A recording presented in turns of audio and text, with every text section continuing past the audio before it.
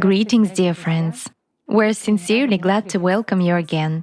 Today we're going to talk to the esteemed Igor Mikhailovich Danilov. Greetings. Igor Mikhailovich, the previous video had a great resonance among viewers. You know, the main conclusion one is left with after watching the previous video is that despite the difference in our consciousness on whose level we are all divided, there is that very essential and greater aspect on the basis of which we are all united. That there is God's particle in each of us, there is a soul in each of us. Each of us has plenty of talents and skills with which we can serve for the benefit of one another and society as a whole. Nowadays, we're at such a stage and such a time when we all desperately need to unite, meet each other halfway, forget about illusory divisions, and actually find these very points of convergence.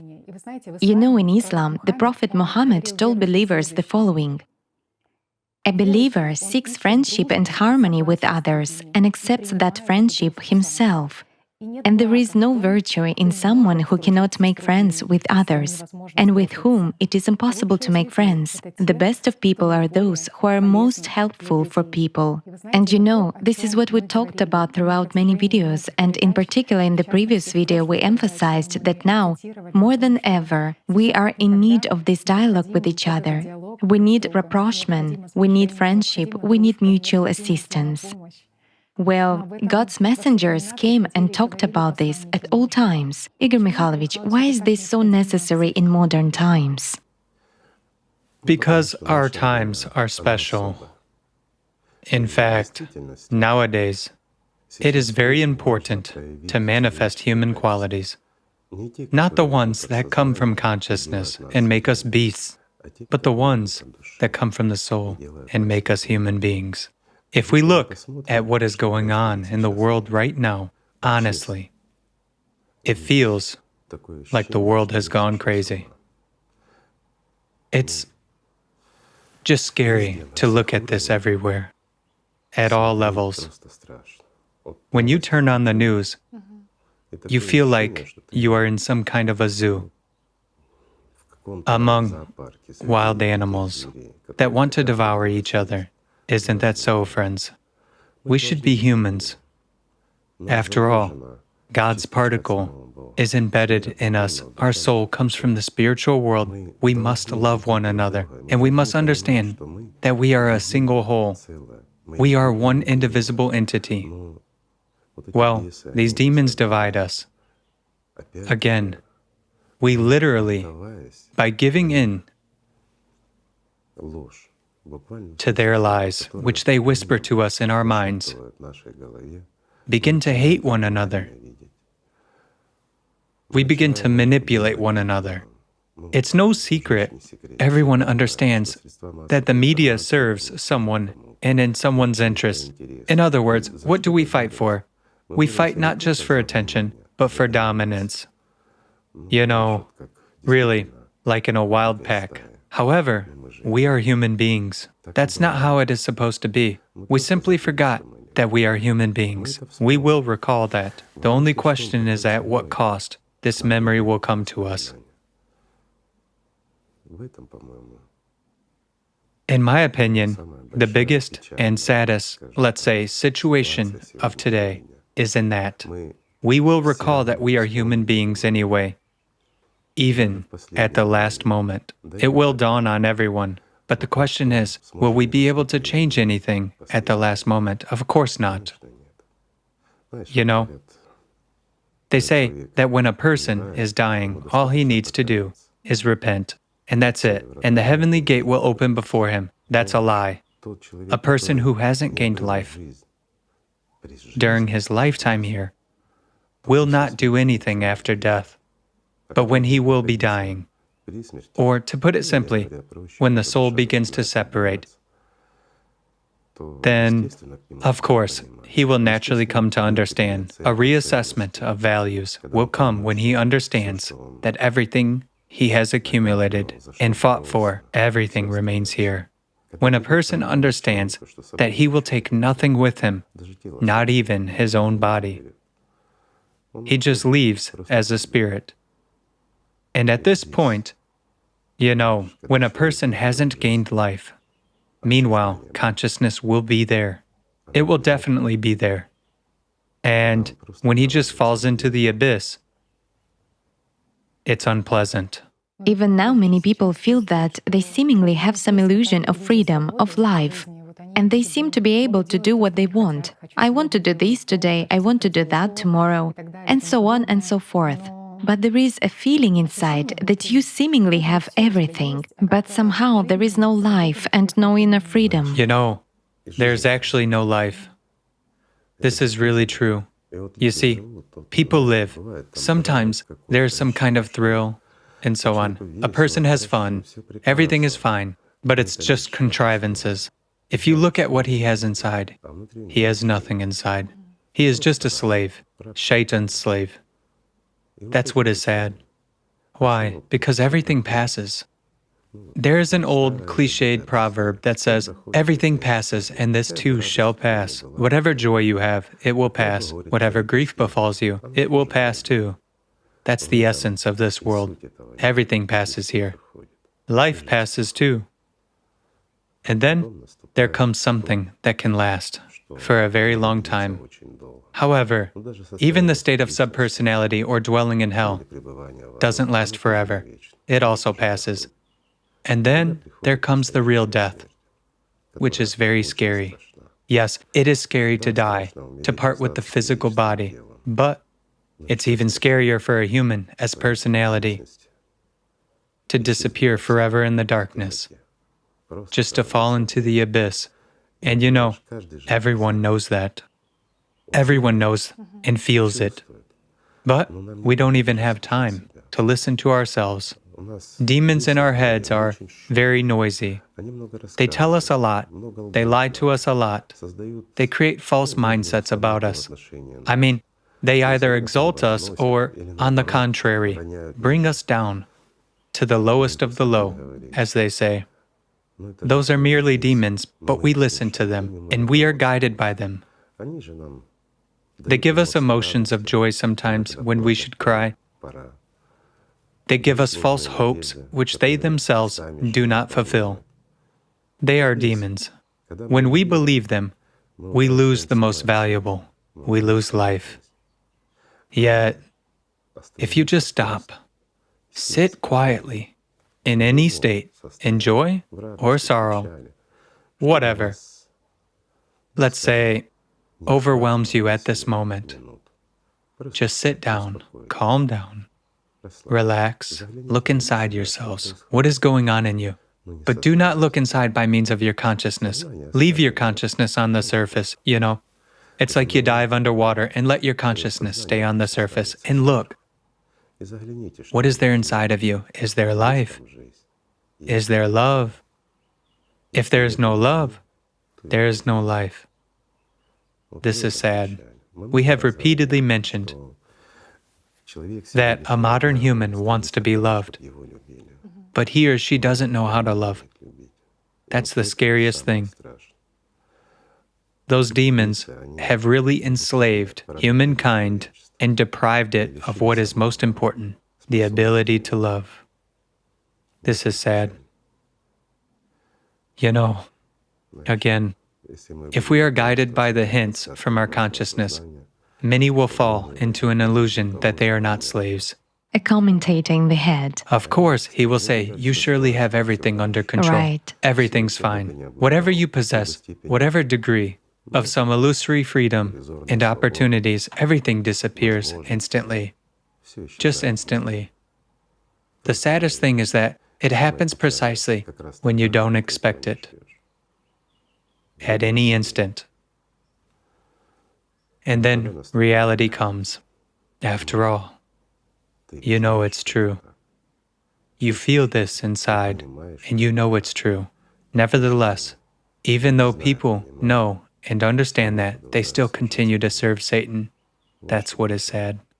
You know, when I recall even the previous video, what the world was like over 24,000 years ago, when there were the Apexians, I realized that these methods work even now, in the consumerist format of society, that people voluntarily go into this slavery. I mean, it seems to them that slavery is probably when you are in certain conditions, When some person, for example, dominates you, perhaps you carry bricks somewhere or something else. But it is striking how skillfully everything is built and how well it has been working for centuries that a person doesn't realize that at some point he's already in the most brutal slavery, the slavery of his consciousness, that he executes the imposed mindsets which exist in society, that he already follows the imposed ideals that exist in this world. And a person really doesn't understand who he is. You know, I remember the example you once gave regarding who's more a slave. Well, let's tell our friends. Friends of mine, answer yourselves honestly. Are you free or are you slaves? I'll put it simply, my friend. Who are you? Are you a slave or a free person? Just answer it, honestly. Some people will say, I'm free, right? Yet, are you sure, my friend, that you are free? Can you do whatever you want? And here's the question, what do you want? You see? Are you sure it's you who wants it and that it's not some stereotypes or imposed mindsets? Absolutely right. Starting with the conditions in which a person is, ending with his circle, no matter who those people are, his colleagues at work, family, wherever he would be, a group. Any group that surrounds you already makes you unfree. You cannot say a word to one person. You have to flatter another one because he is superior to you in the hierarchy of this world. Is that freedom? I don't even touch upon family relationships. I don't even talk about human love. Love, in quotation marks, which is also far from freedom for people. So are you free, my friend, or not? You know, let's imagine the following situation. You wake up in the morning and come up with an idea. You know, it happens. For example, you have figured out how to connect the unconnectable. You got an insight. You write this idea down. And afterwards, you see that someone is interested in this idea. It would seem a trifle, you know, a need often forces a person. For example, to take, one person got tired of washing dishes, so he invented disposable plates and made a fortune. So an idea comes to you, and then you see that somebody needs it. You share the idea with him, a year or two passes, and you wake up in the most beautiful place of this world. Walk out of your own villa, one of the most expensive ones that exist. Your driver opens the door of your Rolls-Royce in front of you and takes you to, let's say, the shore of the most beautiful bay. You board your own yacht, about 150 meters long. Your servant pours you the most exquisite wine in the world. There are only 4 bottles of it left in the world. No, 3, because the servant has just uncorked one, and you are already enjoying it, while you still have the whole 3 of them left. So you sit down in the most beautiful chair on your own yacht, elegantly drinking this wine in the most beautiful place in the world. And you recall your classmate, who was ahead of you, who was smarter than you, and it seemed to you that he had better prospects. When you grew up, he became keen on something obscure. Then he went on a mission to tell people in disadvantaged countries about some spirituality, about some church of his own or religion, let's say. And you found out that he was enslaved in the literal sense of the word. He works hard for a plate of soup and a piece of bread from morning till night. Obviously, you will feel sorry for him, right? While you yourself are in such wonderful conditions. However, then you recall your other classmate,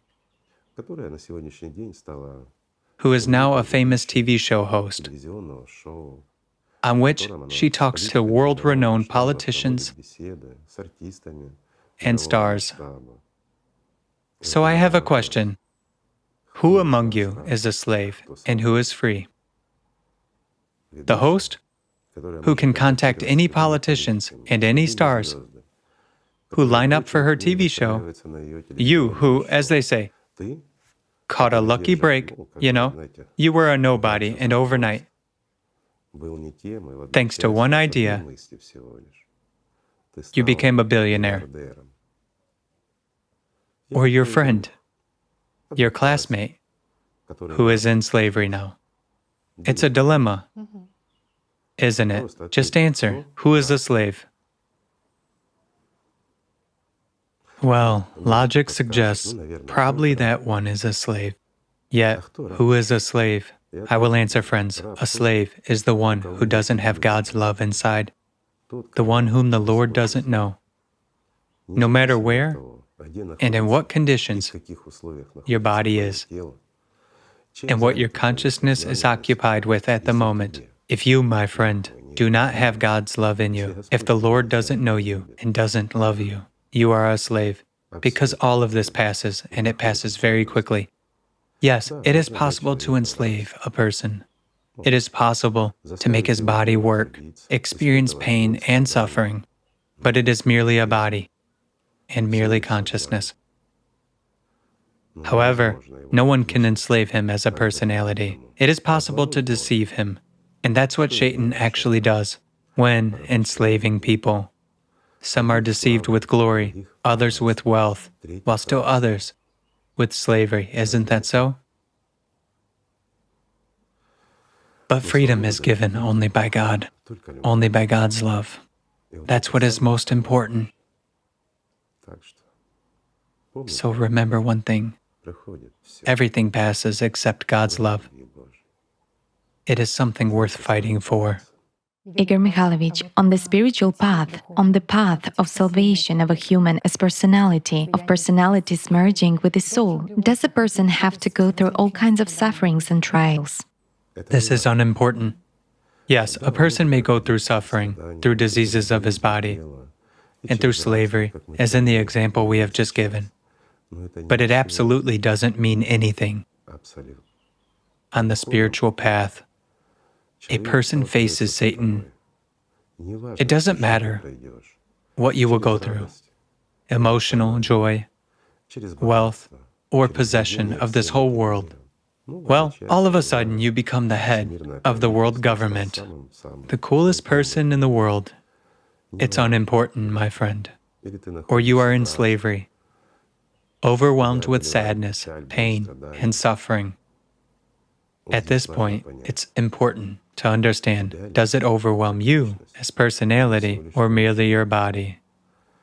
When the whole world admires you as a star of a talk show, or, I don't know, as some political leader, who is admired?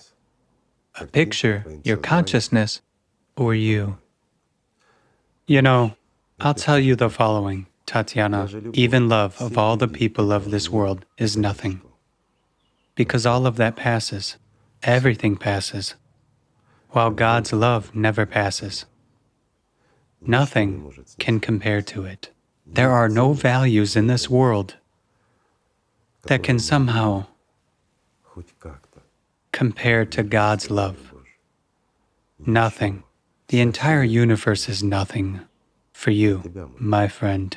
Why? Because God's love gives life, eternal life. This is when, after leaving the body, you become equal among the worthy ones. Or pardon me, you have the whole world at your feet here, while there you are a subpersonality who possesses nothing but the sorrow of losing what you have left here. Here's the simple answer. And the fear of death again. Of course. Just like there is fear of death here, it turns out that there, a person is even more... He is more afraid there. Here, a person doesn't know about death. I'll tell you this. I observed my consciousness, how it reacts to the threat of death. Yes, it is afraid, but it doesn't really realize that. It doesn't believe it, right? It doesn't believe to the end. It still clings to some hope. Do you know why? Many people are afraid, really afraid. But inside, deep in their consciousness, they do not believe in it because they know that even the death of the physical body leads to a state of subpersonality if you haven't gained life. And consciousness lives in that state. And consciousness couldn't care less whether it is here or there. This is life for it. Life that continues for it for many centuries at that. Therefore, consciousness doesn't lose anything. Yet, what does a human lose as personality? A simple question. The chance of life. That true freedom which we always fight for. I will not tire of saying this, my friends. I said it many times, that the true freedom for which we are willing to give our lives here is actually life. Everything else is an illusion. Whatever freedom or ideals we fight for here, it's all an illusion. The illusion that doesn't belong to you. The illusion that won't give you any freedom. It won't give you anything in this world. Therefore, it is very important to get rid of these illusions, to realize it all. There is one problem in this respect, that no one among the powers that be is interested in people becoming spiritually free. It is even a problem for the system itself. Why? Because those very demons in the head manipulate a person for as long as he is their slave, as long as he's a tool in their hands. However, when a person gains life, even when he only attains the first experience of contact with the spiritual world, when there is an answer to your love, when within an instant, within one moment, the universe at large, the whole essence, all billions of years are revealed before you. Within an instant, you begin to understand the meaning of life and its essence. You know, not the essence that is imposed on us by Satan. After all, everything is programmed here, and everything is stereotypical and identical for everyone. But when you understand the deep essence, the whole meaning, then you know it is hard to control and manipulate such a person. Why? Because even upon the first contact with the spiritual world, a person gains an ability to see a holistic picture. I'll give you a simple example. You support a soccer team. For example, you have your favorite team and favorite players. How does your consciousness work during a match? You worry about your friends, right? Right. Fictional friends. Yes, these people exist in reality. However, you make them so close to you that they become your friends, while they don't even know you. You invest your attention in them all the time. Then someone among your imaginary circle of friends falls on the field. He just falls. You feel sorry for him. Yes, sympathy. Sympathy arises. But when someone from the opposing team gets hit, all you feel sorry for is that he hasn't been hit hard enough. I wish he had broken his leg, right? Especially if he is a good player. Or better yet, his neck, so that he never plays against your team again. Who doesn't have such thoughts? Tell me. But is it you in whom they arise?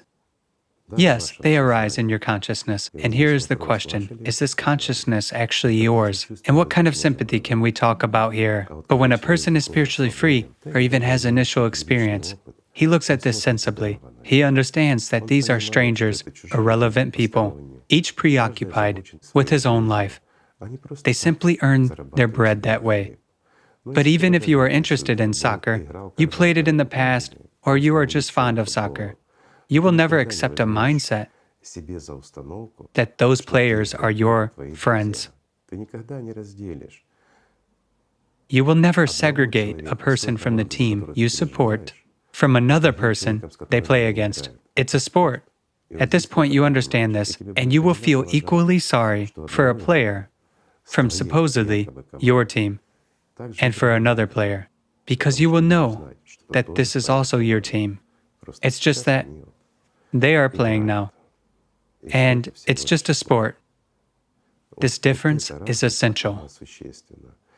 Another trouble for this system is that a person who has embarked on the spiritual path and gained at least a little bit of understanding no longer devotes his attention to empty things, neither to illusions in his head nor to those staged pictures from the system in the world. A person will never be a fan of some, I don't know, Interest group. soccer. Yes, you're saying it right. An interest group, a group to attract your attention, because you will give most of your attention to God's love. Why? Because it is grace. It is that which is real, and it is the ultimate high, real kaif, which nothing here can overpower. In the system set, there are no sensations that are even close to it, which the system could offer. Neither drugs nor illusions, I don't know, or any victories over the whole world, whatever. A victory of your backyard team in an international competition. Nothing can replace even a drop of God's love. That's the point. And only your consciousness deprives you. Friends of this, I would say real happiness, fundamental happiness. This seems to be unrealistic, to be nonsense, doesn't it? How come my consciousness deprives me? This is true. You just need to practice, to pay attention to observing your consciousness, disciplining and training it. It's a tool that must serve you, but it's a tool that has its own self. Its goal and objective is simply to enslave you, to make your life unbearable.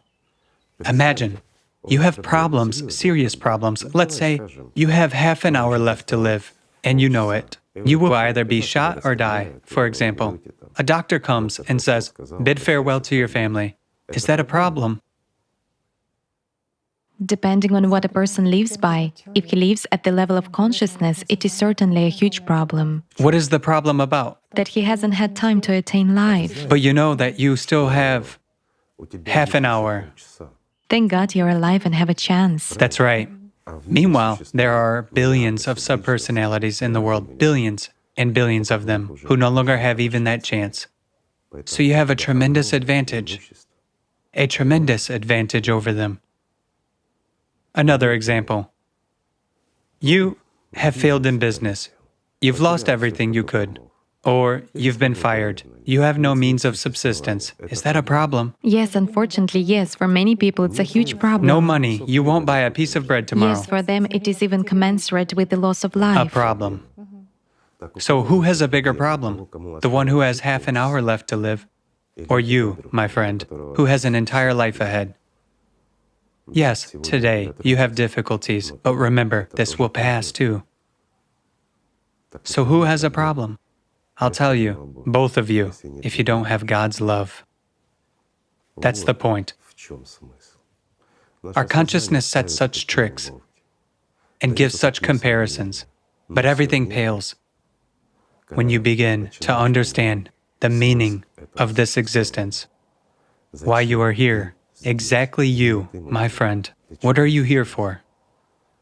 And where are you? You know, the question, where are you?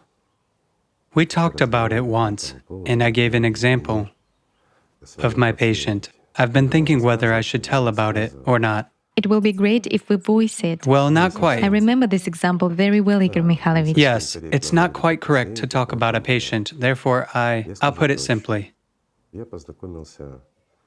I met him when he was little. He was brought to me when he was a child. He was a beautiful boy. He had a little problem with his health, so we helped him. And it so happened that their entire family were my patients for a while. Years passed, the boy grew up and became an adult. His parents were very wealthy people. Naturally, the kid started having problems. He became bored, and the nice and kind kid grew into a person who was so to say, depressed, with an unfulfilled egoism, who took drugs and alcohol in excessive quantities, made suicide attempts, and did many other things. And it so happened that he fell ill. His parents recalled me, came to me for an appointment. They arrived from a completely different country because they didn't live there anymore. They brought their child, and instead of that beautiful boy, a husky man came in. Yes, he was like a picture, as they say. Everything he wore was very expensive and exquisite, but his eyes were lackluster. Knowing his destiny and seeing him, I simply decided to help him. The only tool I can use in such cases is a word. I simply asked him, "Where are you?" Every time when he came to me, I would ask, "Where are you?" until he started freaking out, talking about being there at my place and stuff like that. I nodded silently. And the next time I asked, "Where are you?" Then one fine day, like in a fairy tale, he realized. And the grown-up guy simply sobbed. He realized that he was nowhere. He recalled himself the way I remembered him. Yes, he gave up drugs and alcohol. Now he's a wonderful man. But his parents are unhappy because he refused their financial aid and earns his bread himself. He realized that's not what happiness is. This is the story. It is a very important story, Igor Mikhailovich, because it's for every person. It is more interesting in detail. Right. It is deeper and more serious. Well, it's the life of a person, of a specific one at that. So we won't go into details. The main thing is that you understand the meaning. It doesn't matter where you are or what conditions you are in. If you are a slave, you will be a slave, even on your own yacht, even drinking exclusive wine, or being a slave of some bad people, doing hard physical work. It doesn't matter where your body is. What matters is where you are as personality. That's what is most important. This is another important question that arises in every person's life. If the first question, even for me, was, "Who am I?" right away, then you understand that there is another question, "Where are you?" Of course. So you should somehow weigh it in every second of your life by reminding That's the yourself point, of that. not to lose this, because our attention is very precious, and where you direct it, that's what you gain. We pay with our own attention Right. for what we buy. A simple example, if you, my friend, believe that you are sick, and your attention is all on the illness, you will never recover. There are no doctors who would cure you. Why? Because your attention is your investment in your illness, isn't it? Well, it's amazing to realize that one buys oneself health, as you said, but one also buys oneself illness. And sickness. And everyone thinks, am I really my own enemy? How can I do that? Yes, it is you who buys. You buy both wealth and poverty. Yes. You buy everything except life. As for life, it has to be earned. Because you can buy illness only by paying attention to your illness, by fixating a little bit on it. But in order to gain life, you have to generate love every moment. You have to work. You have to send it until you learn to love. And as soon as you learn to love, my friend, as soon as true love awakens in you, and you send it to the spiritual world, believe me, you will immediately receive a response, only 100 times greater than you sent. And that's when life begins. What can be better than God's love? What could be better than true life? Only the one who hasn't experienced it and is far from it, only the one who is in deep slavery to Satan and cannot break away, will not understand this, while any human personality that has at least a little freedom is able to realize this, because it itself longs for this love You know, it's like a person who has been in the darkness for a long time, and he sees a little light. He will reach for it because it is the only thing that attracts. Isn't it? It is indeed. What can be more important and valuable? You know, in my opinion, it is possible to convey anything in this world to every person, but it's impossible to make a person live. It is possible to force a person to do anything in this world, but it's impossible to force him to live. It is possible to do anything, any job, instead of anyone, but it's impossible to gain life for someone. Every person, yes, my friend, including you, must listen to yourself, what exactly you want. If you ask consciousness, you will get a long list of your own desires, from banal ice cream or a sandwich, or a cup of fragrant coffee, to owning the whole world. Your consciousness will present to you everything except life. But if you turn to yourself as personality and look inside yourself, you will see that you want nothing except God's love, except life eternal, except being among the worthy. This is a high honor, and there is nothing easier than gaining life, but there is nothing easier than losing it either. Yet everything begins with love. So, my friends, let's just love each other. Thank you. Thank you very much, Igor Mikhailovich. Thank you, friends. Thank you for being here. Thank you for not forgetting. And thank you for aspiring to life that gives hope for this world, for the future.